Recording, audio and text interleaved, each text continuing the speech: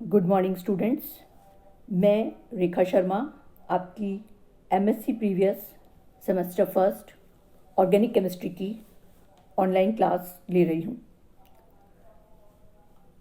आज के लेक्चर में हम जिस टॉपिक को डिस्कस करेंगे वो है साइक्लोडेक्स्ट्रीन्स। साइक्लोडेक्स्ट्रीन्स are oligosaccharides of glucose. Cyclodextrine consists of 6, 7, 8 or more D-glucose units joined through 1,4 alpha linkages in such a way as to form a ring, a chain bracelet, each link of which is a pyranose hexagon. Cyclodextrines glucose के oligosaccharides होते हैं जिनमें 6, 7, 8 या अधिक D glucose units आपस में 1,4 alpha linkages के द्वारा जुड़कर एक रिंग या एक चेन ब्रेसलेट बनाती हैं और इस चेन की प्रत्येक कड़ी या लिंक एक पायरेनोज हेक्सागन होती है। These rings are donut shaped much as crown ethers are, but with a number of important differences. The smallest of them, a dextrine, has a diameter about twice that of 18 crown 6 and its hole 4.5 angstrom is about twice as broad. This hole is tapered slightly so that the molecule is shaped like a tiny pail with the bottom knocked out. ये rings crown ethers के समान donut shape की होती हैं, किंतु फिर भी crown ethers और साइक्लोडेक्स्ट्रीन के अंदर काफ़ी डिफरेंस होता है। इनमें सबसे छोटे अल्फा डेक्स्ट्रीन्स का डायमीटर 18 क्राउन 6 से दुगना और इसका होल भी इससे दुगना चौड़ा लगभग 4.5 एंगस्ट्रॉम होता है। इस होल की चौड़ाई नीचे की ओर कम होने से मॉलिक्यूल का शेप एक छोटी बकेट या बाल्टी के समान होता है जिसका की बॉटम बाहर की ओर उभरा होता है। Making up the sides is a loop of 6 or more hexagons, each one lying रफली in the plane of the sides. Thus the depth of the pail is thus the width of the pyranose ring. Outside the pail, around the upper large rim, lie the secondary OH groups of C2 and C3. Around the lower smaller rim lie the primary hydroxyl groups of C6. इस साइक्लोडेक्स्ट्रीन की bucket shape की जो sides हैं वो 6 या अधिक hexagons की loop की बनी होती हैं। इस बकेट की डेप्थ या गहराई पायरेनोज रिंग की चौड़ाई के बराबर होती है। इसका जो एक्सटीरियर या बाहरी भाग है उसकी ऊपरी लार्ज रिंग के चारों ओर C2 और C3 के सेकेंडरी OH ग्रुप्स प्रेजेंट होते हैं, जबकि लोअर स्मॉलर रिंग के चारों ओर C6 के प्राइमरी अल्कोहलिक ग्रुप स्थित होते हैं। The inside of the pail consists of 3 bands, one on top of another, 2 bands of carbon hydrogens in between, a band of glycosidic oxygens. इस bucket का interior या भीतरी भाग 3 बैंड्स का बना होता है जो एक दूसरे के ऊपर स्थित होते हैं। कार्बन हाइड्रोजन्स के 2 बैंड्स के बीच ग्लाइकोसिडिक ऑक्सीजन्स का एक बैंड प्रेजेंट होता है। Dextrines having 6 glucose unit is known as a alpha dextrine.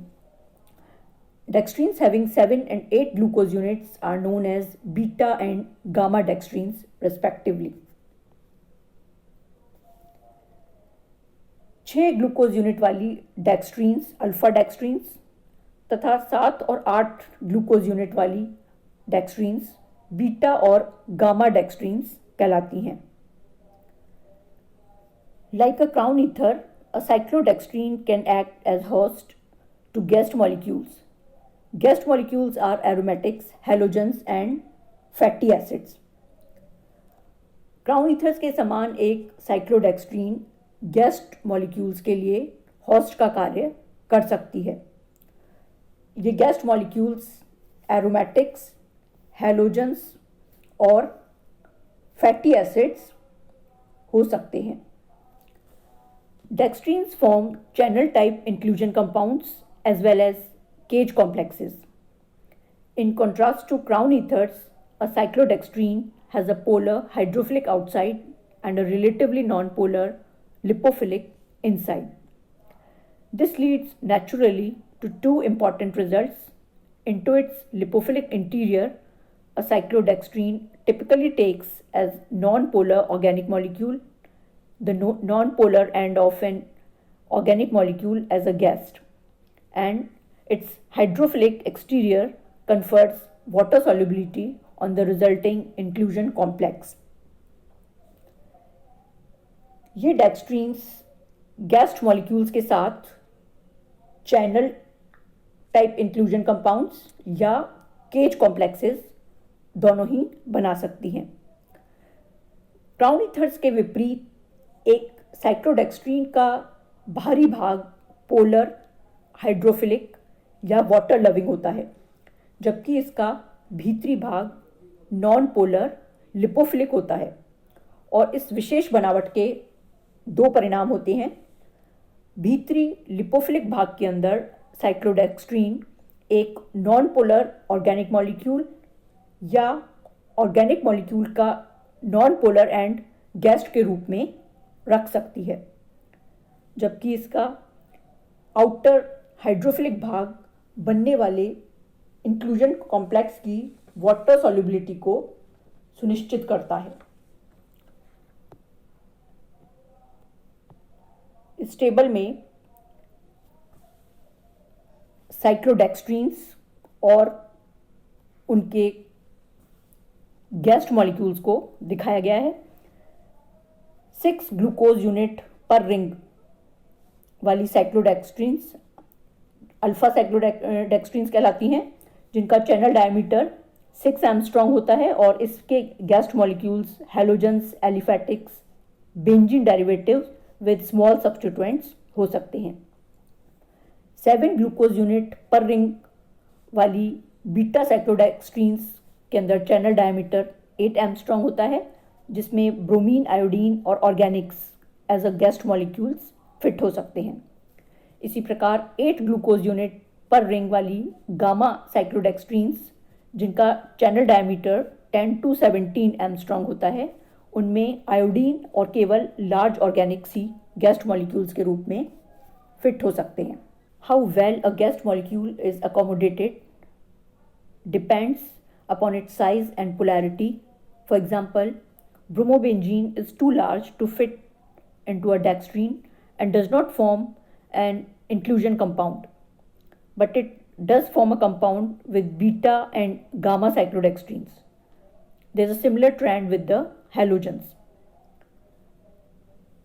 Cyclodextrines एक गेस्ट मॉलिक्यूल को कितनी अच्छी तरह से एकोमोडेट करेंगी, ये उसकी साइज और पोलैरिटी और साथ ही साइक्लोडेक्स्ट्रीन की साइज के ऊपर डिपेंड करता है।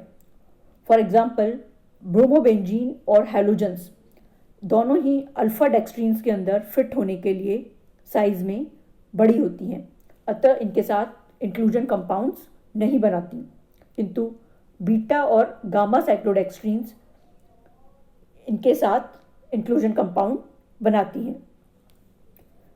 The cyclodextrines also form inclusion compounds in solution, and this accounts for the blue color formed by iodine and starch solution. Cyclodextrines can be used to catalyze organic reactions, often with regioselectivity. Cyclodextrines विलयन या solution में भी inclusion compounds बनाती हैं और इसी कारण iodine और स्टार्च सॉल्यूशंस की रिएक्शन से हमें ब्लू कलर प्राप्त होता है।